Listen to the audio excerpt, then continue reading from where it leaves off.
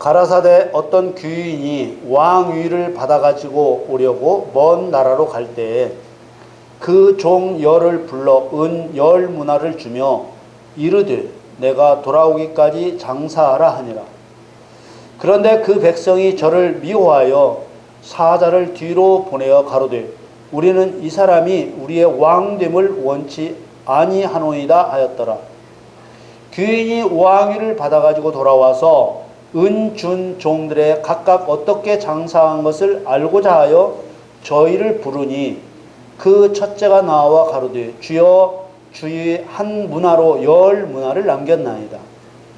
주인이 이르되 잘하였다 착한 종이여 네가 지극히 작은 것에 충성하였으니 10골 권세를 차지하라 하고 그 둘째가 와서 가로되 주여 한 문화로 5문화를 만들었나이다. 주인이 그에게도 이르되 너도 5골을 차지하라 하고 또 한 사람이 와서 가로되 주여 보소서 주의 한 문화가 여기 있나이다. 내가 수건으로 쌓아두었나이다. 이는 당신이 엄한 사람인 것을 내가 무서워함이라. 당신은 두지 않은 것을 취하고 심지 않은 것을 거두나이다. 주인이 이르되 악한 종아 내가 네 말로 너를 판단하노니 너는 내가 두지 않은 것을 취하고 심지 않은 것을 거두는 엄한 사람인 줄 알았느냐? 그러면 어찌하여 내 은을 은행에 두지 아니하였느냐? 그리하였으면 내가 와서 그 별리까지 찾았으리라 하고 곁에 섰는 자들에게 이르되 그 한 문화를 빼앗아 10문화 있는 자에게 주라 하니 저희가 가로되 주여 저에게 이미 10문화가 있나이다. 주인이 가로되 내가 너희에게 바라노니 무릇 있는 자는 받겠고 없는 자는 그 있는 것도 빼앗기리라. 그리고 나의 왕됨을 원치 아니하던 저 원수들을 이리로 끌어다가 내 앞에서 죽이라 하였느니라. 아멘. 아멘. 사랑하는 성도 여러분, 하나님을 사랑의 하나님, 오래 참으시는 하나님이라고 말합니다. 그러나 언제나 그렇지는 않습니다. 6월 28일 그러니까 지지난주 주일에 잔치의 청함을 사용한 사람이라는 주제로 말씀을 증거했습니다. 잔치를 비유로 말씀하신 것인데 이 비유의 끝자락에 전에 청하였던 그 사람은 하나도 내 잔치를 맛보지 못하리라 엄격히 말씀하셨습니다. 예수님께서는 미리 청하였던 사람을 잔칫날에 오라고 종을 보냈습니다. 청할 때는 잔치에 가겠노라고 했기 때문에 잔칫날에 종들을 보낸 것이지요. 그런데 막상 잔칫날에 자기들의 사정을 따라서 잔치에 참여하는 것을 사양한 것입니다. 비유로 말씀하신 이 잔치가 어떤 성격을 가진 잔치이기에 전에 청하였던 그 사람, 그러니까 청함을 받았는데 자기들의 사정을 내세워 잔치에 참여하지 않은 사람은 하나도 내 잔치, 곧 하나님의 잔치를 맛보지 못한다고 하신 것일까요? 잔치를 맛본다는 말은 잔치를 즐긴다는 말인데 그 잔치가 어떤 잔치이기에 그렇게 엄격하게 말씀하시는 것일까요? 그 잔치가 그냥 먹고 노는 잔치라면 그야말로 맛을 보든 말든 뭐가 그렇게 큰 문제가 되겠습니까? 또 그 잔치가 최종적인 천국 잔치라면 그야말로 끝자락에 일어나는 일이기 때문에 청함을 사양하고 말고 할 수 있는 일일 수도 없겠지요. 그렇기 때문에 이 잔치는 최종적인 천국 잔치가 아니고 천국에 들어가기 전에 해야 할 일을 말하는 것입니다. 그렇다면 이 잔치의 의미가 무엇인지 알아야 우리들이 하나님이 청하시는 잔치에 참여할 수 있게 되겠지요. 하나님은 긍휼과 자비가 풍성하신 분이십니다. 그러나 절대로 긍휼과 자비를 베풀지 않으시는 일이 있습니다. 우리가 이미 본 대로 그리스도가 베푸시는 잔치를 사양하는 사람, 또 오늘 주제처럼 그리스도의 왕됨을 원치 않는 사람에 대해서는 일말의 긍휼과 자비가 없습니다. 두 번 다시 은혜를 베풀지 않습니다. 주홍같이 붉은 죄에 대해서는 십자가로 용서하시면서 왜 그러실까요? 시편에는 이스라엘 백성들이 광야를 지나오면서 여러 번 죄를 용서해 주셨다고 말씀합니다. 시편 78편 38절에서 41절 말씀에 오직 하나님은 자비하심으로 죄악을 사하사 멸하지 아니하시고 그 진노를 여러 번 돌이키시며 그 분을 다 바라지 아니하셨으니 저희는 육체뿐이라 가고 다시 오지 못하는 바람임을 기억하셨음이로다.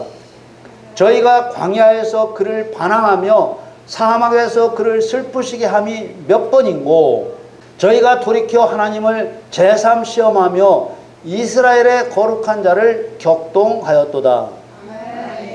이처럼 여러 번 마음을 돌이키시며 죄를 용서해 주신 하나님께서 그리스도의 왕됨을 원치 않는 것에 대해서는 두 번 생각하지 않고 죽이라고 하십니다. 잔치에 한 번 사용했다고 이제 잔치에 참여치 못하게 할 것이라고 하셨습니다. 그리스도의 왕됨을 원치 않던 원수들을 끌어다가 내 앞에서 죽이라고 하셨습니다. 이것도 저것도 죄인데 어떤 죄는 그 진노를 여러 번 돌이키시고 어떤 죄는 단 한 번도 용서가 없습니다. 시편에 말씀하시는 것처럼 하나님을 여러 번 시험하며 죄를 범했어도 몇 번이고 용서해 주셨습니다. 그러나 단 한 번도 용서가 안 되는 죄가 있습니다. 그게 무엇입니까? 그리스도께서 베푸시는 잔치의 청함을 사용하는 죄, 그리스도의 왕됨을 원치 아니하는 죄는 단 한 번도 용서가 없습니다.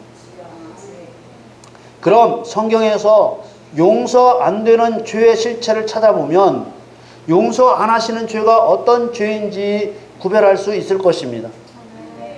단 한 번의 거역함으로 멸망을 당하는 그런 죄가 구약 성경에 있습니다. 첫째, 가나안 정복 전쟁을 두려워하여 하나님과 모세를 원망한 이스라엘 백성들에 대해서 용서 없이 진노하셨습니다. 하나님께서는 12지파의 족장들을 보내 가나안 땅을 탐지하라고 하셨습니다. 가나안 땅에 살고 있던 사람들이 강한지 약한지 많은지 적은지 그 땅이 좋은지 나쁜지 그 성읍들이 넓은 곳에 진을 치고 있는지 공격하기 어려운 산에 요새를 만들어 살고 있는지 알아보게 했습니다. 이스라엘 백성들은 가나안 땅을 정탐하고 돌아온 갈렙과 여호수아의 능히 이길 수 있다는 보고는 듣지 않고 가나안 거민들을 두려워하는 열 족장의 보고를 듣고 두려워했습니다. 민수기 13장 30절에서 31절 말씀에 갈렙이 모세 앞에서 백성을 안돈시켜 가로되 우리가 곧 올라가서 그 땅을 취하자 능히 이기리라 하나 그와 함께 올라갔던 사람들은 가로되 우리는 능히 올라가서 그 백성을 치지 못하리라 그들은 우리보다 강하니라. 하나님께서는 가나안 정복 전쟁을 두려워한 이스라엘 백성들이 하나님을 멸시했다고 말씀하셨고 하나님을 믿지 않는다고 하셨습니다. 하나님은 정복 전쟁을 두려워한 백성들에게는 두 번 다시 정복 전쟁을 권유하지도 않으시며 전염병으로 이들을 모두 죽이시겠다고 하셨습니다. 민수기 14장 12절 말씀에 내가 전염병으로 그들을 쳐서 멸하고 너로 그들보다 크고 강한 나라를 이루게 하리라. 그러자 모세는 하나님께 애굽에서 지금까지 용서하신 것처럼 용서해 달라고 간청을 드립니다. 그러나 하나님께서는 전염병으로 죽이는 것은 용서하시지만 하나님 자신의 삶과 여호와의 영광이 온 세상에 충만할 것으로 맹세한다고 하시면서까지 하나님을 멸시한 그들은 결코 가나안 땅에 들어가지 못하리라고 하셨습니다.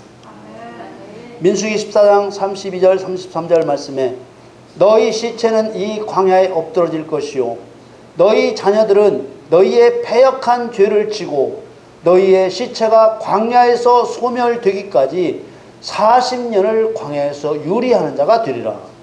여기까지 살펴본 것처럼 그리스도의 몸된 교회 시대에 일어나게 될 일의 그림자인 출애굽 역사에서 가나안 정복 전쟁을 두려워하여 하나님을 원망한 죄를 패역한 죄라고 하시면서 백성들을 새롭게 하거나 다시 기회를 주어 도전하게 하는 법이 없이 진멸해 버리셨습니다. 자기 백성이 정복 전쟁을 두려워할 때는 오로지 하나님의 진노만 작동하고 하나님의 사랑은 전혀 작동하지 않는다는 것을 알 수 있습니다. 우리가 이 모형적인 사건에서 주목해야 하는 것은 정복 전쟁을 두려워하면 자기 백성을 달래고 힘을 북돋아 새롭게 하고 하는 것이 없이 멸망시켜 버리신다는 것을 우리는 꼭 기억해야 되는 것입니다. 왜 그러실까요? 또 한 사건에서도 똑같은 상황을 보게 됩니다. 여호와께서는 출애굽 때 행진에 피곤하여 대열에서 처져 있던 이스라엘 백성들을 쳐서 죽였던 아말렉의 죄를 기억하시고 이들을 정복하여 진멸하라고 사무엘 선지자를 통해 사울 왕에게 명령하셨습니다. 사무엘상 15장 3절 말씀에 지금 가서 아말렉을 쳐서 그들의 모든 소유를 남기지 말고 진멸하되 남녀와 소아와 젖먹는 아이와 우양과 약대와 나귀를 죽이라 하셨나이다.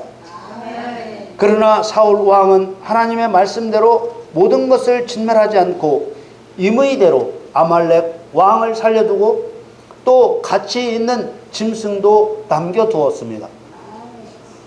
사무엘상 15장 7절에서 9절 말씀에 사울이 하윌라에서부터 애굽 앞 술에 이르기까지 아말렉 사람을 치고 아말렉 사람의 왕 아각을 사로잡고 칼날로 그 모든 백성을 진멸하였으되 사울과 백성이 아각과 그 양과 소의 가장 좋은 것 또는 기름진 것과 어린 양과 모든 좋은 것을 남기고 진멸키를 즐겨 아니하고 가치 없고 낮은 것은 진멸하니라. 하나님께서는 사무엘을 통해 이런 사울 왕의 행위를 여호와께서 악하게 여기시는 일이라고 하셨습니다. 그러자 사울 왕은 사무엘에게 가장 좋은 짐승으로 당신의 하나님 여호와께 제사하려고 취한 것이라고 변명했습니다. 그러나 사무엘은 사울 왕의 죄가 사술의 죄와 우상에게 절하는 죄와 같다고 했습니다. 사무엘상 15장 22절 23절 말씀에 사무엘이 가로되 여호와께서 번제와 다른 제사를 그 목소리에 순종하는 것을 좋아하심같이 좋아하시겠나이까. 순종이 제사보다 낫고 듣는 것이 수양의 기름보다 나으니 이는 거역하는 것은 사술의 죄와 같고 완고한 것은 사신 우상에게 절하는 죄와 같음이라. 왕이 여호와의 말씀을 버렸으므로 여호와께서도 왕을 버려 왕이 되지 못하게 하셨나이다. 사울 왕이 하나님 명령을 거역한 죄는 사술의 죄와 같다고 했습니다. 거역의 죄는 반역의 죄를 말합니다. 사술의 죄는 점을 치는 죄입니다. 점을 친다는 말은 곧 귀신에게 자기의 운명을 묻는다는 뜻입니다. 원수로 여기는 아말렉을 진멸하라는 명령을 거역한 것은 반역의 죄이고 그 죄의 중함이 점을 치는 죄와 같다고 한 것입니다. 완고한 것은 사신 우상에게 절하는 죄와 같다고 했습니다. 완고한 것은 하나님 앞에 오만불손한 것입니다. 사신 우상에게 절한다는 것은 사람의 손으로 만든 가정의 수호신이나 점치는 데 사용하는 드라빔이라고 하는 우상에게 절한다는 뜻입니다. 사무엘은 사울 왕이 여호와의 말씀을 버렸다고 했습니다. 이러한 죄들은 모두 하나님의 말씀을 거절하고 멸시하는 죄입니다. 사울 왕은 여호와께서도 왕을 버리셨다는 사무엘의 말을 듣고 사무엘의 겉옷자락이 찢어지도록 매달렸지만 사무엘에게서 돌아온 말은 하나님의 결정은 결코 변하지 않는다는 말뿐이었습니다. 사무엘상 15장 29절 말씀에 이스라엘의 지존자는 거짓이나 변개함이 없으시니 그는 사람이 아니심으로 결코 변개치 않으심이니이다. 하나님께서는 이 일 이후 사울 왕이 죽을 때까지 결단코 마음을 바꾸지 않으셨습니다. 출애굽 때 정복하라는 가나안 땅의 거민을 두려워한 이스라엘 백성들과 아무것도 남김없이 아말렉을 진멸하라는 하나님의 명령을 거역하여 자기 임의대로 처리한 사울 왕이나 이스라엘 백성들이 용서 없이 멸망을 당했습니다. 용서도 없었지만 두 번의 기회도 주시지 않고 하나님을 멸시하는 죄로 진멸해 버리셨습니다. 여기에는 어떠한 하나님의 긍휼과 자비도 작동하지 않습니다. 대체 가나안 정복 전쟁과 원수 아말렉을 죽이는 복수 혈전이 어떤 의미가 있기에 하나님의 명령에 불순종할 때 변명할 기회도 주지 않고 다시 해볼 수 있는 기회조차도 주시지 않는 것일까요? 그렇다면 이런 그림자의 실제 상황을 나타내는 신약시대에는 용서받지 못하는 죄가 어떤 죄가 있을까요? 신약시대에 용서받지 못하는 죄는 오로지 성령 사역과 관련이 있습니다. 성령을 회방하거나 성령을 거역하거나 성령을 욕되게 하는 죄는 용서받지 못합니다. 성령을 회방하거나 성령을 거역하거나 성령을 욕되게 하는 죄에 대해 책임이 있는 사람은 아직 예수를 믿지 않는 사람들이 아니라 죄사함의 구원을 받은 성도들입니다. 애굽에서 해방된 이스라엘 백성들이나 사울 왕은 하나님의 백성, 곧 예수 그리스도의 십자가의 대속으로 구원받은 성도들의 그림자입니다. 용서받지 못하는 죄는 모두 성령 사역과 관련이 있는 것입니다. 약속대로 오신 성령은 진리의 성령이십니다. 요한복음 15장 26절 말씀에 내가 아버지께로서 너희에게 보낼 보혜사 곧 아버지께로서 나오시는 진리의 성령이 오실 때 그가 나를 증거하실 것이요. 성령님은 성도가 그리스도의 일을 할 수 있도록 세우시고 돕는 보혜사이십니다. 성령님은 성도에게 진실을 가르쳐 주셔서 진실로서 사단의 거짓말을 깨뜨리게 하시는 진리의 성령이십니다.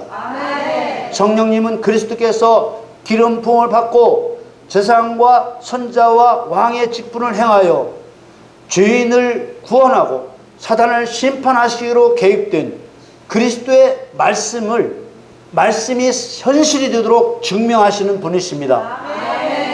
이 세 가지 성령의 사역을 정리한 말씀이 요한복음 16장 8절 말씀입니다. 그가 와서 죄에 대하여 의에 대하여 심판에 대하여 세상을 책망하시리라. 이것이 성령 사역의 핵심인데 성도에게 성령의 권능을 주어서 사단을 심판하여 그리스도의 발밑에 던지는 것에 초점이 맞춰져 있는 것입니다. 요한복음 16장 11절에 심판에 대하여라 함은 이 세상 임금이 심판을 받았음이니라. 그리스도 앞에서 용서받지 못할 죄는 없습니다. 그러나 믿음으로 죄사함의 구원을 받은 후부터는 사단을 짓밟아 정복하는 일을 두려워해도 용서받을 수 없고 사단의 세력과 싸워 진멸하지 않아도 용서받을 수 없습니다. 그래서 고린도전서 4장 2절에는 그리고 맡은 자에게 구할 것은 충성이니라 라고 하신 것입니다. 여기까지 살펴본 대로 그리스도께서 베푸신 잔치에 청함을 사양한 일이나 문화를 땅에 묻어둔 일이나 그리스도의 왕됨을 원치 않는 일에 대해서 다시 권고하신다든지 다시 회개케 하시는 일이 없는 것입니다. 그 이유는 죄인이 믿음으로 은혜를 입어 죄사함의 구원을 받고 나서 성령의 능력을 받아 마귀의 일을 멸하는 일로 나아가지 않으면 그 믿음도 거짓이라고 판명이 나버리는 것이요 그리스도를 반대하는 자가 되기 때문입니다. 마태복음 12장 30절 말씀에 나와 함께 아니하는 자는 나를 반대하는 자요 나와 함께 모으지 아니하는 자는 해치는 자니라. 구원받은 성도가 적극적으로 구원과 심판을 행하여 그리스도를 증거하지 않으면 하지 않는다고 보시는 것이 아니라 그리스도를 반대하는 자로 보시기 때문에 잔치의 청함을 사양만 해도 용서받을 수 없게 되는 것입니다. 이 단계에서는 하나님의 긍휼과 자비, 곧 하나님의 사랑이 작동하지 않는 것입니다. 오늘 본문은 예수님께서 자기 백성들을 빗대어 비유로 말씀하신 것입니다. 누가복음 19장 12절 13절 말씀에 가라사대 어떤 귀인이 왕위를 받아가지고 오려고 먼 나라로 갈 때에 그 종 열을 불러 은 열 문화를 주며 이르되 내가 돌아오기까지 장사하라 하니라. 이 말씀은 예수님께서 부활 승천하셔서 성령을 보내주신 후로부터 재림하실 때까지 그리스도인들에게 일이 맡겨져 있다는 것과 예수님은 왕위를 받아오실 것이라고 비유로 말씀하신 것입니다. 14절에 그런데 그 백성이 저를 미워하여 사자를 뒤로 보내어 가로되 우리는 이 사람이 우리의 왕됨을 원치 아니하노이다 하였더라. 예수님의 왕되심을 원치 않는다고 한 그 백성이 누구이겠습니까? 설마 구원받은 성도들이 그러겠나 생각할 수 있습니다. 왕됨을 원치 않는다는 것은 이미 구약 성경에 그림자로 보여주신 것처럼 하나님의 백성이 그리스도의 통치를 받기 싫어한다는 것을 말하는 것입니다. 사무엘이 늙어 사무엘의 아들들로 이스라엘을 다스리는 자로 삼았을 때 이스라엘 백성들은 자기들에게도 왕을 세워달라고 요구합니다. 그런 이스라엘 백성들의 태도를 하나님을 버리는 행위와 왕이 되지 못하게 하는 것이라고 말씀하셨어요. 사무엘상 8장 7절에 여호와께서 사무엘에게 이르시되 백성이 내게 한 말을 다 들으라. 그들이 너를 버림이 아니요 나를 버려 자기들의 왕이 되지 못하게 함이니라. 왕이 되지 못하게 한다는 것이나 왕됨을 원치 않는다는 것이나 다 하나님의 통치를 받기 싫어하는 것을 말합니다. 성도가 마귀를 멸하라는 말씀에 불순종하는 것은 그리스도의 왕됨을 원치 않는다는 증거입니다. 죄사함의 구원을 받았다고 해도 구습을 쫓는 옛사람을 쉽게 벗어버릴 수 있는 것이 아니에요. 에베소 4장 21절에서 24절 말씀을 보면 진리가 예수 안에 있는 것 같이 너희가 과연 그에게서 듣고 또한 그 안에서 가르침을 받았을진대 너희는 유혹의 욕심을 따라 썩어져가는 구습을 쫓는 옛사람을 벗어버리고 오직 심령으로 새롭게 되어 하나님을 따라 의와 진리의 거룩함으로 지으심을 받은 새 사람을 입으라. 예수 그리스도 안에서 가르침을 받았다는 것은 그가 그리스도인이라는 의미이겠죠. 그럼에도 불구하고 유혹의 욕심을 따라 구속을 쫓을 수밖에 없기 때문에 의와 진리의 거룩함으로 새 사람이 되라고 하는 것입니다. 본문에 왕위를 받아가지고 돌아온 귀인은 종들이 어떻게 장사를 했는지 알고자 하여 하나하나 불러 알아보았더니 한 종은 한 문화로 10문화를 남겼습니다. 두 번째 종은 한 문화로 5문화를 남겼습니다. 그런데 또 한 사람은 와서 받은 한 문화를 그대로 내놓으며 자기가 수건으로 쌓아두었다고 말합니다. 그러면서 하는 말이 21절에 이는 당신이 엄한 사람인 것을 내가 무서워함이라. 당신은 두지 않은 것을 취하고 심지 않은 것을 거두나이다. 이러한 성도가 죄와 의와 심판을 증거하는 성령의 일을 하지 않는 성령을 회방하는 자입니다. 이 사람은 예수 그리스도에 대한 그릇된 판단으로 두지 않은 것을 취하려 하고 심지 않은 것을 거두려 하는 도적과 같은 존재로 여기고 있는 것입니다. 예수님은 생명의 씨를 뿌리신 분이십니다. 이 사람이 그리스도를 두지 않은 것을 취하고 심지 않은 것을 거두는 엄한 사람인 줄 알았다는 것이 핑계라는 증거는 그가 맡은 한 문화를 은행에라도 두어 이자라도 받을 수 있게도 하지 않은 것이 바로 그 증거입니다. 이것은 그리스도인으로서 그리스도의 통치가 싫기 때문에 되는 핑계라는 것입니다. 그에게 내려진 판결은 있는 것도 빼앗김을 당한다는 것입니다. 누가복음 24절에서 26절 말씀에 곁에 섰는 자들에게 이르되 그 한 문화를 빼앗아 10문화 있는 자에게 주라 하니 저희가 가로되 주여 저에게 이미 10문화가 있나이다. 주인이 가로되 내가 너희에게 바라노니 무릇 있는 자는 받겠고 없는 자는 그 있는 것도 빼앗기리라. 그리고 그들을 일컬어 예수님의 왕됨을 원치 아니하던 원수들이라고 하셨습니다. 27절 말씀에 그리고 나의 왕됨을 원치 아니하던 저 원수들을 이리로 끌어다가 내 앞에서 죽이라 하였느니라. 왕이 되어 돌아오는 어떤 귀인은 예수님입니다. 예수님은 그리스도인들에게 왕권으로 다시 오실 때까지 마귀의 일을 멸하고 그 마귀를 그리스도의 발밑에 던지는 심판자의 일을 하도록 맡기셨습니다.